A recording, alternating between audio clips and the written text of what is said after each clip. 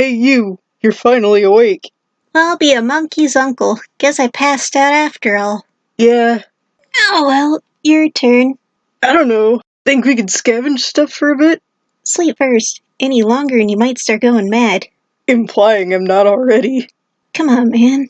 Sorry, I'm just really nervous. I won't let anything happen to you. I know. And if I was a shifter in disguise, I would have already gotten you by now. You think so? Yeah, as soon as we were alone in this room, I'd be too quick, man. I could have taken you.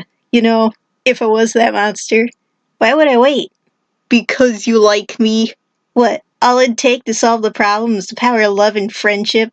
I know it sounds silly when you put it like that, but that thing can, talk, not just copying sounds it's heard, but, actually have a conversation. So I think we could possibly reason with it, at least to an extent.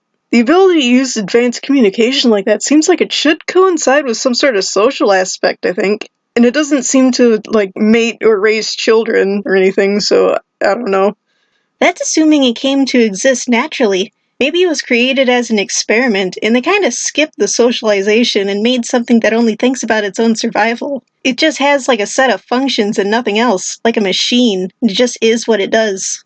I'd like to think that the ones who created the shifter, hypothetically, would be too smart to do that by accident and too wise to do it on purpose.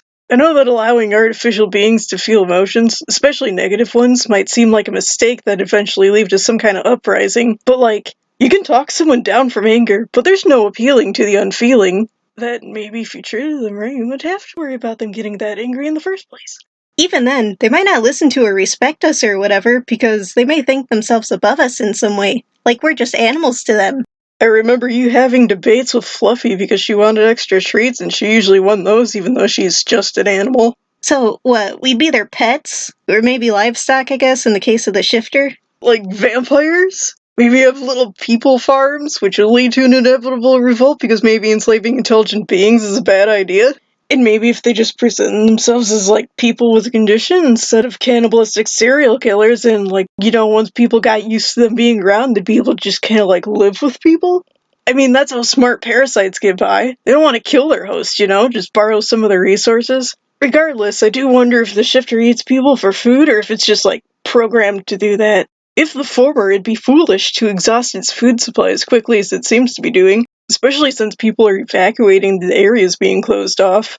You think it might start laying low now that people are noticing it? Just do its best imitation of a human until they stop looking for it? What if it doesn't necessarily have to imitate a person after assimilating one? Maybe it just, is that person now. It'd have all their memories and junk, and isn't that all we are anyway? Isn't our experiences and how we think what makes us us? And that thing would have all that. It'd just be us. What about souls? Assuming such a thing exists, the soul leaves the body once it's irreparably dead and can no longer host a soul, right? But let's say that just doesn't happen. Maybe instead of completely destroying you all in one go and then creating a duplicate, it just, converted a few cells at a time slowly, and it never broke your stream of consciousness, so you'd, keep your soul in a way, I guess? I mean, they say that people get a new set of cells every 7 years or so anyway. Even brain cells regularly switch out their atoms and stuff, but people don't act like they're a brand new person every 7 years. So this wouldn't be so different from that, right? Or would it? What if you were the shifter and didn't realize it at first? One day you think you're as you've always been, but then suddenly you find out you're apparently not human anymore, but despite that, you just feel like yourself. Sounds like the backstory of a shonen anime protagonist. You think so? Yeah. Now try to get some rest. If we stay here too long, the shifter might suss us out and get us. But what if somebody you knew already had been? They seem alright, but it's hard to tell, because anything they say to try to convince you that they're still themselves could just be the shifter lowering your guard. And they kind of are the shifter now, but not really. This is freaking me out a little, Roger. Sorry, Ellie, this has been bugging me lately. It's kind of related to that thing I wanted to talk about. Alright, so, hypothetically, would they still want to, eat or infect other people or whatever? Let's say that it's a possibility, but not a certainty. It's not like zombies, because they'd still be sapient, so they don't become part of the shifter so much as it becomes part of them. I don't know. If infected people are still people, then would it really matter all that much? And if it doesn't hurt anything, then what's the big deal? Wouldn't they be more monster than human, though?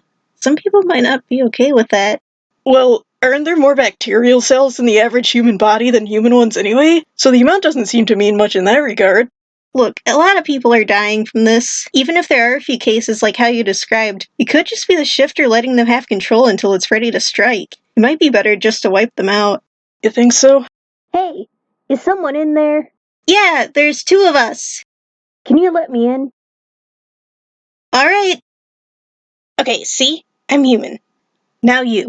Is that really necessary? I'm not taking any chances. Okay, your turn. I can explain. Let's hear him out.